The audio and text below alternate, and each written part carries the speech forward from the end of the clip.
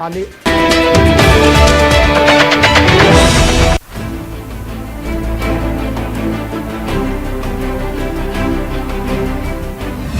National monetization को लेकर कांग्रेस नेता राजीव शुक्ला की खरी खरी।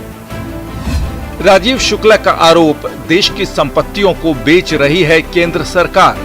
जिम्मेदारी से भागना, देश की संपत्तियों को बेचना, महंगाई को बेतहाशा कर देना, ऐसी केंद्र सरकार को उखाड़ फेंकने का काम जनता को करना चाहिए, इनको सबक सिखाना चाहिए। 70 साल में सरकारों की बनाई संपत्तियां बेची जा रही हैं। राजीव शुक्ला ने कहा, जब एयरपोर्ट और रेलवे नहीं चला पा रहे तो सरकार चलाने का क्या हक। 25 एयरपोर्ट अथॉरिटी के एयरपोर्ट अथॉरिटी तो जीरो हो जाएगी। तो छोटी छोटी जगह जो चलाने की, एयरपोर्ट चलाने की जिम्मेदारी है, वो क्यों जाएंगे जहां आमदनी होगी। बीजेपी के प्रदेश अध्यक्ष सतीश पूनिया का राजीव शुक्ला पर पलटवार।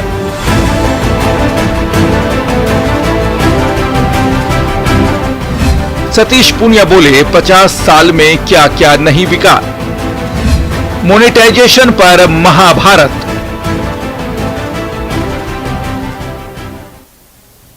नमस्कार, बहुत स्वागत है आपका। प्राइम डिबेट देख रहे हैं आप, आपके साथ में जेपी शर्मा। पिछले 1 साल से किसान आंदोलन और कोविड प्रबंधन के मुद्दों पर घिरी सरकार को अब एनएमपी पर घेरने की रणनीति क्या रंग दिखाएगी, ये अभी देखना होगा। लेकिन इतना समझ में आता है कि नोटबंदी के बाद से ही आर्थिकी के मोर्चे पर उम्मीदें धराशायी हुई हैं और कोरोना की दूसरी लहर के बाद भले ही आंकड़ों में जीडीपी सुधरती दिख रही हो, बेरोजगारी और महंगाई ने आम आदमी का जो बजट बिगाड़ा है, इस सियासी हथियार का कांग्रेस सही समय पर उपयोग कर लेना चाहती है। कई महत्वपूर्ण राज्यों के चुनाव आने वाले महीनों में हैं और भाजपा की अजय अश्वमेध यात्रा बंगाल में थम चुकी है, जिससे कांग्रेस और समूचा विपक्ष उत्साहित भी है। लेकिन जहां तक बात एनएमपी की है, भाजपा के पास पलटवार के लिए काफ़ी कुछ है। वो फेहरिस्त जिसमें कांग्रेस के समय के निजीकरण का ब्यौरा है, भाजपा का हथियार बनी हुई है। आज प्राइम डिबेट में इस बार पलटवार पर बहस होगी इन सवालों के जरिए कि देश को बेचने की मंशा के आरोपों में कितना दम।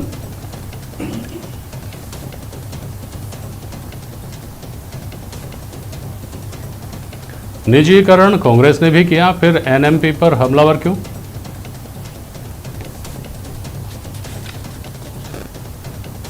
और ये निजीकरण वक्त की जरूरत या सरकार की आर्थिक मोर्चे पर नाकामी?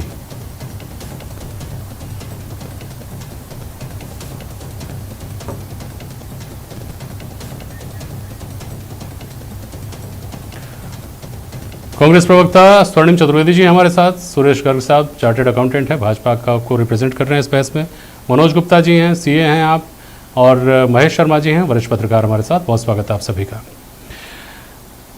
स्वर्णिम चतुर्वेदी जी, भाजपा ये कह रही है कि आपने भी बेचा। अगर आप बेचना शब्द काम में लेते हैं तो हम भी बेच रहे हैं, तो आपका बेचना सही कैसे, हमारा बेचना गलत कैसे? देखिए जेपी जी, कांग्रेस की सरकारों के दौरान जो असेट्स बनाए गए, वो असेट्स जनता की ज़रूरतों को पूरा करने के लिए बनाए गए। आज अगर 26,700 किलोमीटर के नेशनल हाईवे बिक रहे हैं और 400 स्टेशन बिक रहे हैं, 150 ट्रेन बेच रहे हैं, जो हमारे बिजली सप्लाई का पावर ग्रिड है, नेशनल पावर ग्रिड, अगर उस ग्रिड को बेचा जा रहा है, 8,000 किलोमीटर की जो नेशनल पाइपलाइन है जिससे गैस सप्लाई होती है, अगर वो निजी हाथों में दी जा रही है, 4,000 किलोमीटर की गैस पाइपलाइन जो विदेशों से गैस आती है देश में, वो अगर निजी हाथों में बेची जा रही है, इसके अलावा कहना चाहिए नेटवर्क जो है बीएसएनएल का, एमटीएनएल का, इनके खंभे बेचे जा रहे हैं, तो ये किसी भी तरह से जस्टिफाई नहीं किया जा सकता। यदि कोई कंपनी ऐसी है जो अब उपयोगी नहीं है और उसको चलाया नहीं जा सकता, तो उस कंपनी का प्राइवेटाइजेशन एक अलग चीज होती है। सड़कों को लेकर के या ट्रेन को लेकर के, ट्रेन की पटरियों को लेकर के अगर बेचान होता है तो ये निश्चित रूप से विकास के विपरीत जो परिभाषा हो सकती है वो है। सुरेश साहब बताइए, कैसे स्वर्णिम चतुर्वेदी गलत है और कैसे ये बात गलत है? सुनिए, तो कैसे ये बात गलत है कि जो प्रॉफिट मेकिंग कंपनीज हैं उनको भी अगर बेचा जा रहा है तो फिर तो नाकामी दिखती है ना, चला नहीं सकते इसलिए बेचना पड़ रहा है, और तो कोई कारण हो नहीं सकता इसका। जेपी शर्मा जी, उनकी बातों से ही ये आ रहा है कि भाई कि आप प्राइवेटाइजेशन कैसे कर रहे हो। सबसे पहली बात तो है कि हम बेच नहीं रहे हैं, लीज पे दे रहे हैं। दूसरा, कांग्रेस को इसका बोलने का अधिकार नहीं है। 50 साल के अंदर इन्होंने जो घोटाले किए हैं सबको दुनिया को पता है, उस पर बाद में बात करेंगे। फलाना दुनिया भर के घोटाले किए। इन्होंने बॉम्बे और पुणे हाईवे को लीज पे दिया, क्या उनको बेचा था? क्या नई दिल्ली रेलवे स्टेशन इन्होंने अपने जिजाजी को दिया, क्या वो जिजाजी को बेच दिया? क्या आज हम जो आइडियल संपत्ति पड़ी हुई है उसको हम लीज पे दे रहे हैं क्या और होती है उससे ideal रेवेन्यू संपत्ति? जनरेट होकर इंफ्रास्ट्रक्चर डेवलप कर रहे हैं, हाँ। देश का विकास कर रहे हैं, तो उसमें कांग्रेस को तकलीफ कहां हो रही है?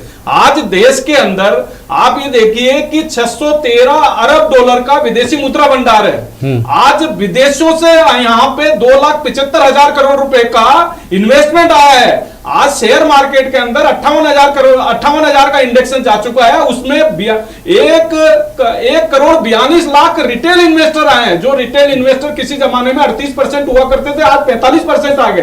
तो देश का विकास हो रहा है, देश का विकास इनको देखा नहीं जा रहा, क्योंकि इन्होंने 50 साल के अंदर हमेशा घोटाला किया। ठीक है। अब घोटाला करने वाले आदमी को देश का विकास कैसे बचेगा? अब घोटाले की बात तो इनसे कर लेंगे, लेकिन मुझे समझा दीजिए कि इतनी अच्छी तस्वीर है, बाहर से पैसा आ रहा है, लोग हिंदुस्तान में पैसा लगाने के लिए बेताब है, उत्सुक है, उत्साहित हैं, उसके बावजूद हमको पैसा जुटाने के लिए फिर क्यों संपत्तियां लीज पे देनी पड़ रही हैं? और अगर प्रॉफिट मेकिंग की बात है तो फिर पेट्रोलियम कंपनियों को तो बेचने का कोई मतलब ही नहीं है। 22 लाख करोड़ रुपए जुटाए, बताया आपने उनसे। सुरेश कर साहब, देखिए जेपी शर्मा जी, बिल्कुल सत्य बात है कि आज हमने एक्साइज से पैसा आया, लेकिन देश के विकास में पैसा लगाया है।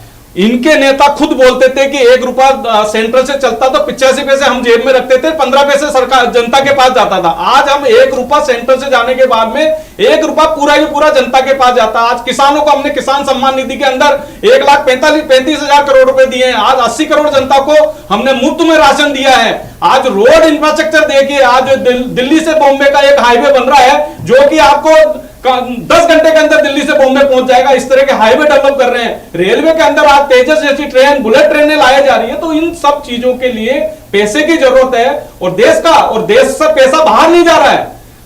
जो भी पैसा आ रहा है वो देश में लग रहा है और देश के विकास के अंदर लग रहा है। इसलिए कहीं पर भी ये नहीं कह सकते हो कि साहब हमने इस संपत्ति को बेचा है, हम लीज पे दे रहे हैं। ठीक है, स्वर्णिम चतुर्वेदी इस पर टिप्पणी देंगे, लेकिन पहले मैं आपसे समझ लेता हूँ इसको। सुरेश जी, आपके कहने का मतलब ये है क्या कि पहले जितनी कमाई हो रही थी उतना ही विकास हो रहा था, अब आपने विकास का दायरा बढ़ा दिया है तो पैसे की जरूरत बढ़ गई है और इसलिए आपको ये सब इस तरीके से जुटाना पड़ रहा है? ये मतलब समझू क्या सुरेश गर्ग साहब? देश के विकास के लिए पैसा लगा रहे हैं, बिल्कुल सत्य बात है। जो भी पैसा, एक एक पैसे का हमारे काम में हमेशा ट्रांसपेरेंसी रही है। जो भी काम है वो ट्रांसपेरेंसी से किया है। कहीं पर भी घोटाले का कोई शब्द नहीं है। जो इन लोगों ने जो 50 साल के अंदर घोटाले किए हैं, वो हमारे बीजेपी गवर्नमेंट के अंदर किसी भी तरीके का घोटाला नहीं है। ट्रांसपेरेंसी में हम काम कर रहे हैं। देखिए, मैं तो जेपी जी एक ही चीज जानता हूँ, विकास का मतलब ये होता है कि देश में नए एयरपोर्ट बने, नए रेलवे स्टेशन बने, नए रेलवे नेटवर्क बने और नई सड़कें बने। लेकिन जो एग्जिस्टिंग सड़कें हैं, एयरपोर्ट है, रेलवे स्टेशन है, रेल पटरियां हैं, गैस पाइपलाइन है, अगर इनको बेच देते हैं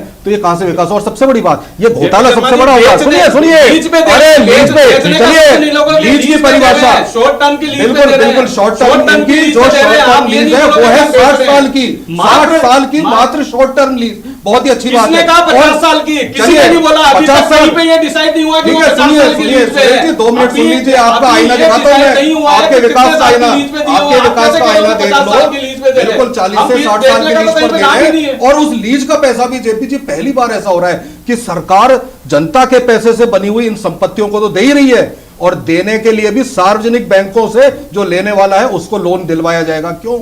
अगर इतनी अच्छी तस्वीर है आपकी अर्थव्यवस्था की, तो आपको ये देने की क्या नौबत आ गई? और वो भी सार्वजनिक बैंकों से पैसा दिलवा करके। बिजली वितरण कंपनियों के जो तार है, खंभे हैं, जिनसे बिजली आती है, अगर आप उनको भी बेचने पे आमादा है तो क्या विकास कर रहे हैं आप? विकास के नाम पर आप बताएं। मनोज गुप्ता जी, नहीं, आपने क्या सेट्स बनाए? ठीक है, मनोज गुप्ता जी, आपको आवाज सुनाई दे रही है ना मेरी? हाँ सर, बिल्कुल आ रही है। हाँ मनोज जी, देखे एक लेमैन की तरह बात करते हैं, आम आदमी जिसको बहुत ज्यादा आर्थिकी की समझ नहीं होती है, उसके तरीके से सोच के देखते हैं इस बात को कि इसको सुनने के बाद क्या समझ में आता है। आज तक जब से पैदा हुए हैं हम और हमारे एक आध पीढ़ी पहले के लोग, तब से कभी ये तो सुना ही नहीं कि हिंदुस्तान बहुत खुशहाल स्थिति में है, आर्थिक मोर्चे पर खजाना भरा हुआ है लबालब। न राज्य में सुना, न देश में सुना।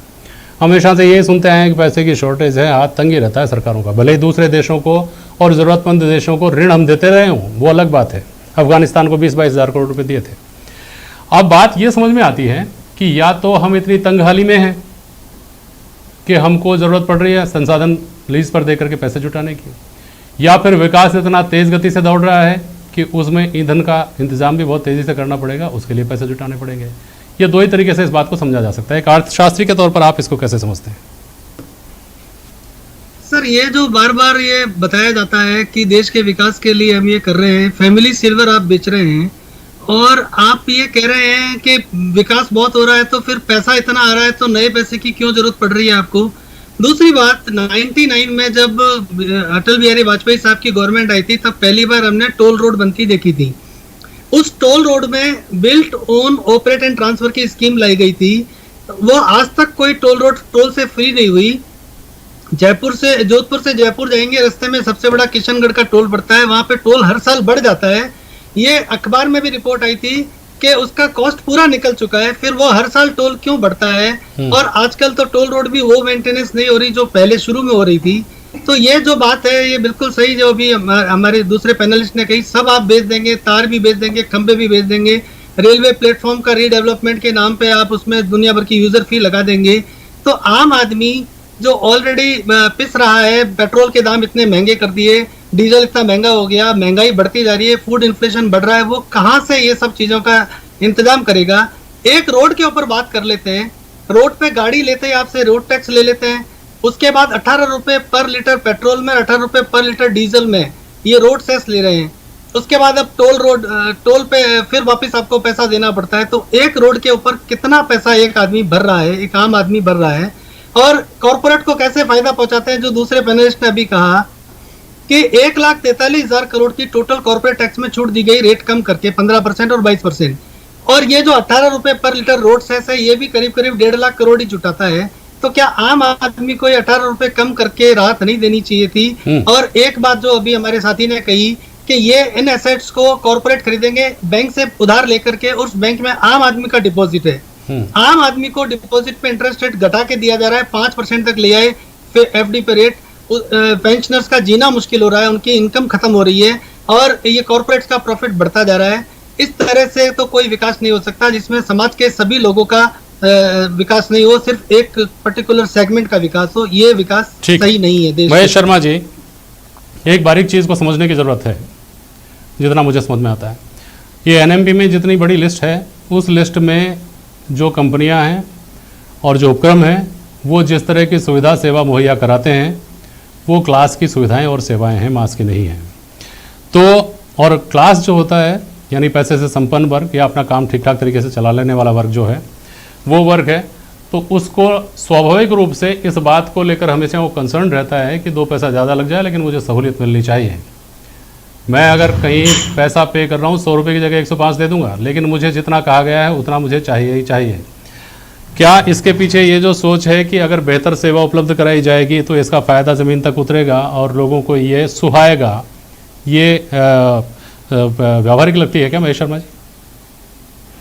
देखिए, अगर इसको व्यवहारिक रूप से देखें तो ये कि जो अगर पैसा दे रहा है तो उपभोग जो करना चाह रहा है उसको पूरी सुविधा मिलनी चाहिए, ये तो बात बिल्कुल सही है।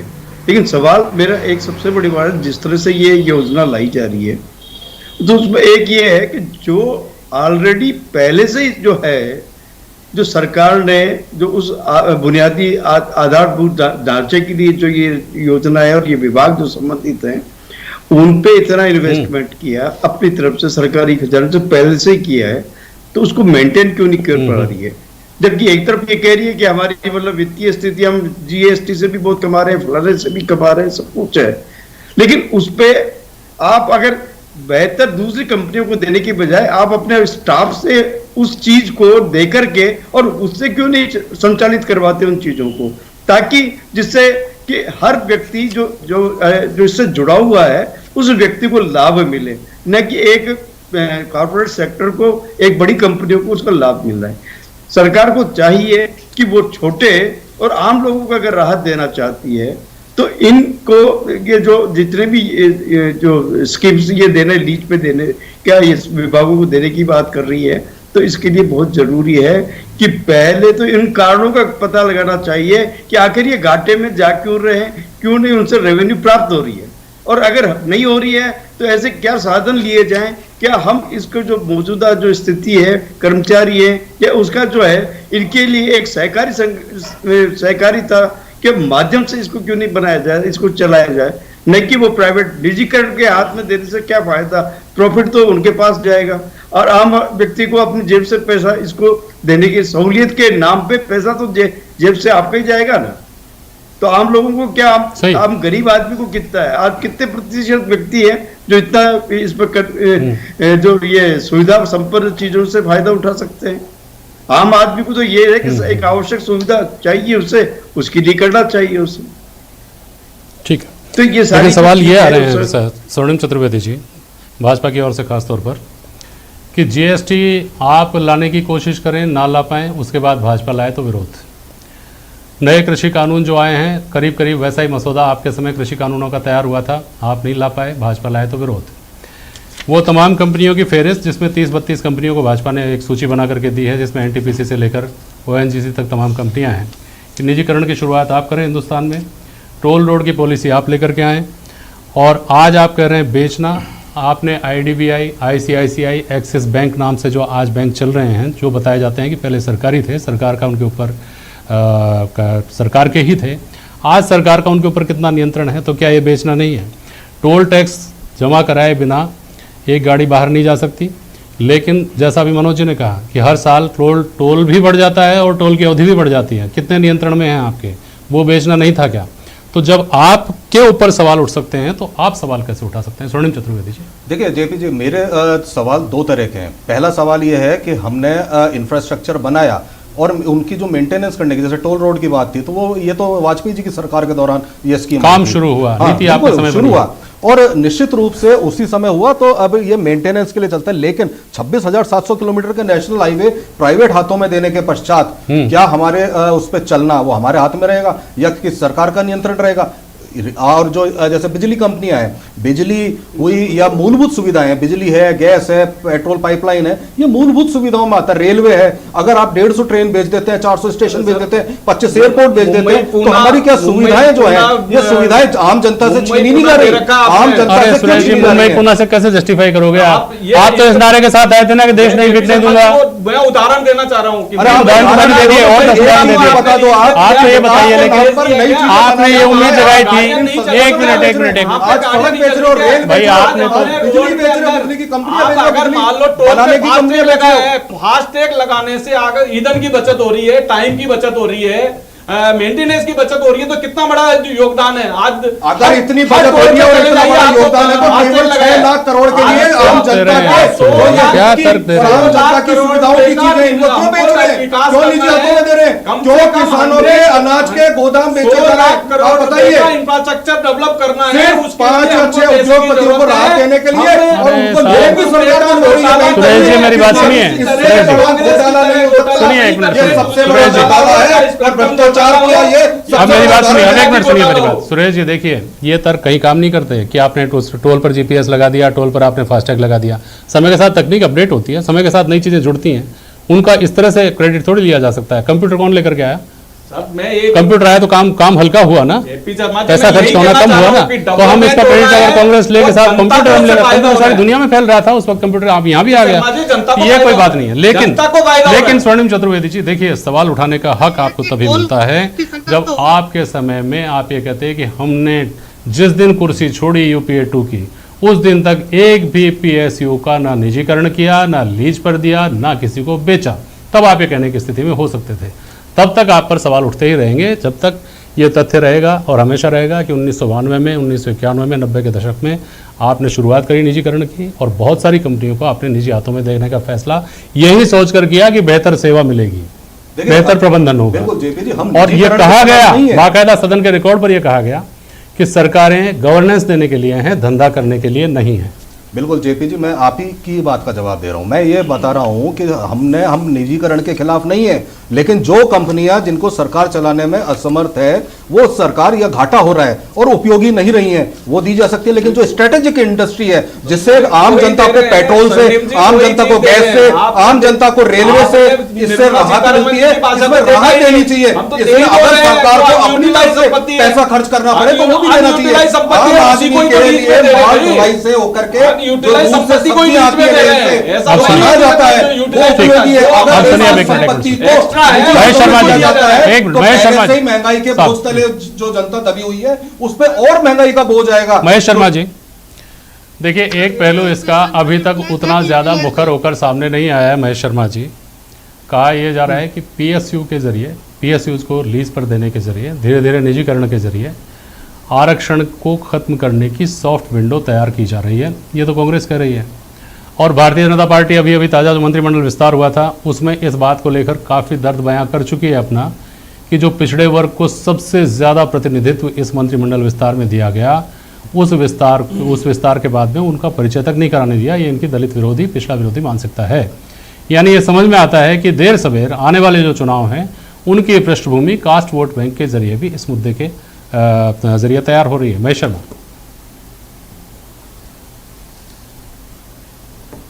जिससे मतलब चुनाव बहुत प्रभावित होते हैं, सत्ता में आने का एक बहुत बड़ा माध्यम होता है ये आरक्षण। आपने देखा होगा कि चुनाव का मुद्दा, ये आरक्षण का मुद्दा उस दौरान भी उठा था जब सुप्रीम कोर्ट ने जो आदेश दिया था कि क्रीमी लेयर का वापस इसकी समीक्षा करनी चाहिए। तो उस समय बिहार में गवर्नमेंट इनकी जो बनने वाली थी वो नहीं बन पाई, जो बीजेपी की। तो ये सारी जो चीज है देश में बुनियादी, ये आरक्षण की व्यवस्था पूरी तरह से वोट बटोरने की एक नीति है। सबसे बड़ी बात है ये रहा है। और जहां ये जो लीज देने वाली बात है उसमें एक लोकतंत्र में आम आदमी के लाभ पहुंचाने के लिए अगर व्यवस्थाएं और जो सुविधाएं अगर घाटे में भी जाती है तो उसे घाटे को वहन सरकार को करना चाहिए, क्योंकि उसका दायित्व है ये। और वो किसी न किसी रूप से अपने या तो मतलब अपना उस जो मौजूदा तंत्र है उसको मतलब सुधारने की कोशिश करें, या उनमें जो लोग बाग काम कर रहे हैं उनकी भागीदारी सुनिश्चित होनी चाहिए। वो ज्यादा फलदायक होगी वनस्पत की निजी कंपनियों को देने के। वो अपना मुनाफा बटोरने की आवश्यकता को केंद्रित करेंगे और सरकार के हाथ में सिर्फ क्या कहते हैं लीज का किराया रहेगा। मेरी अपनी ये ठीक है सर, समय हो गया। मनोज जी सॉरी आपके पास दोबारा नहीं आ पाया मैं। बहुत शुक्रिया आप सभी का आज प्राइम डिबेट में शामिल होने के लिए। आज के लिए बस इतना ही, नमस्कार।